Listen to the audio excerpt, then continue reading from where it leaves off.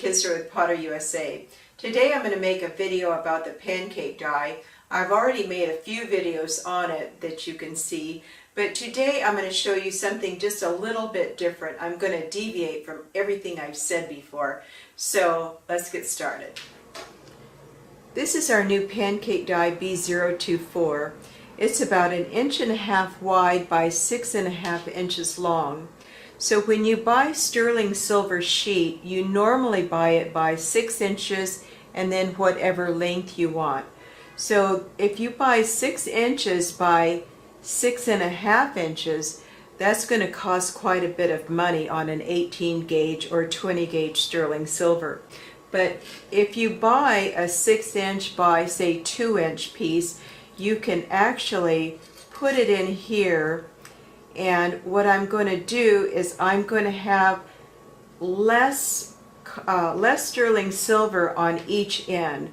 So I center it because I'm going to cut that out, and then I'm just going to curve the edges. So I know I always tell you to go beyond about twice the thickness of the pancake die, but if you're less than the pancake die ending, it's not going to get stuck. And the problem is when you go too close and not far out enough, it's going to get stuck. But if you're inside of that, there's nothing to get stuck. So I'm going to show you step by step. I'm going to hammer texture my sterling silver and go from there.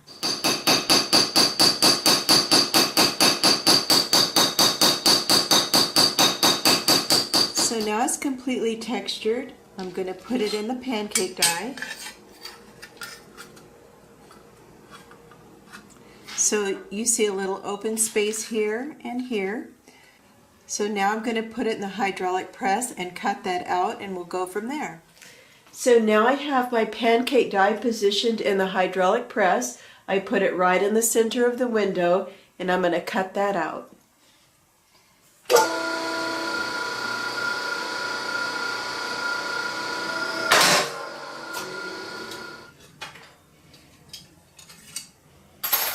So here it is, and you'll see here that it's perfect on each side. I spaced it just right. So now I'm going to take this out.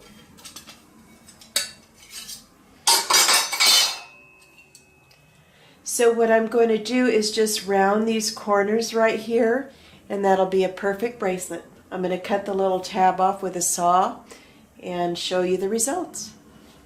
You see here on each end it's perfectly straight, and that's what I drew a line here, here, here, and here, and I'm just going to cut that off, file it a little bit, so you have a 6 inch bracelet, and then I'm just going to cut the little tab off with a saw.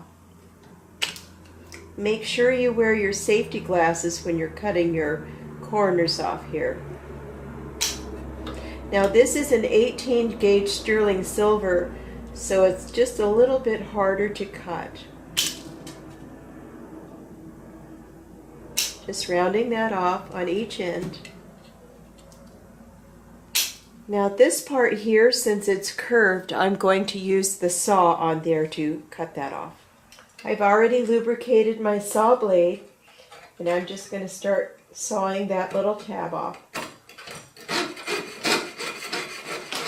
I'm going to do a little bit of filing on the corners. I've already cut it with my shears. I sawed that off with my Potter USA's jeweler saw. And now I'm going to anneal it, because what I want to do with this bracelet, I want to make it a synclastic. And if you don't anneal it before you put it in the synclastic bracelet former, it will ripple. But I'll show you how to get that out as well. But this is an 18 gauge sterling silver, so it's a little bit harder to work with when you put it in your bracelet forming kit. But make sure that you do not anneal it before you put it in your pancake die. After you cut it out with your pancake die, then you can anneal it. So that's what I'm going to do now.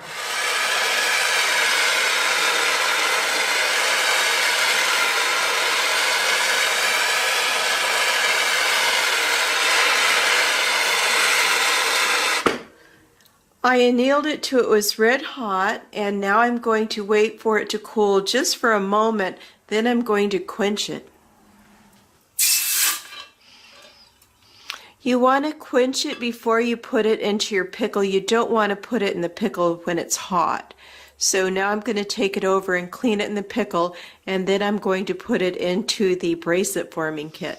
So in order to make the Sin Classic, I'm going to use the bracelet forming kit. I just stick that right there, right in the center of this window under the focal point, and I'm going to use a wider Sin Classic bracelet former. I'm going to use the urethane, and I'm going to put my pattern side down, and now I'm just going to start pumping this up. You'll see the bracelet coming up. That's good.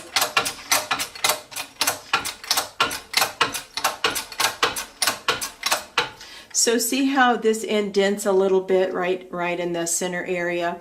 So I'm going to stop there, release the pressure, have that come down just enough so I can move the bracelet forward. So I'm just going to just push it forward just enough, like I'm actually going to overlap that right there. Pump that up again. So I just want to see how it's going so far. There's just a little bit of ripples here, but I'm going to show you how to get those out when I'm done with this. Now it's got a nice dome here, so now I'm going to take it over to the bracelet mandrel and show you how I finish this off. This is my vise, and this is Potter USA's bracelet mandrel. I really like this one because it's curved around the edges. So what I do is I just stick it right on the edge of the bracelet mandrel. I get my rawhide mallet and just tap the edges. Make sure you tighten this up really good. That's important. Okay, so I just tap the edges.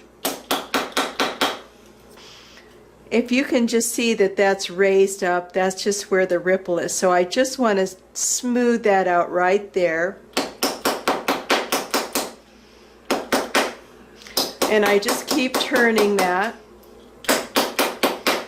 And I just kind of go on the side of the bracelet over the top of the bracelet mandrel. Now I'm going to repeat that on this side. So just bring it right over the top.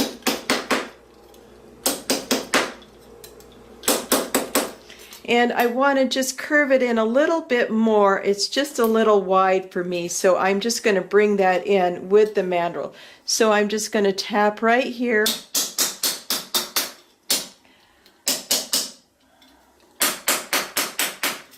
So that's it. Now I'm going to oxidize it and polish it up. This is a finished bracelet. I've oxidized it, and then I took the excess oxidation off with a superfine buffing block. Then I put it in my polisher, and you see it's a little bit smaller than this one. This one is a 6.5 inch. But what I wanted to show you today is how you can deviate if you only have 6 inches of metal. So thank you for watching my video. I hope you enjoyed it.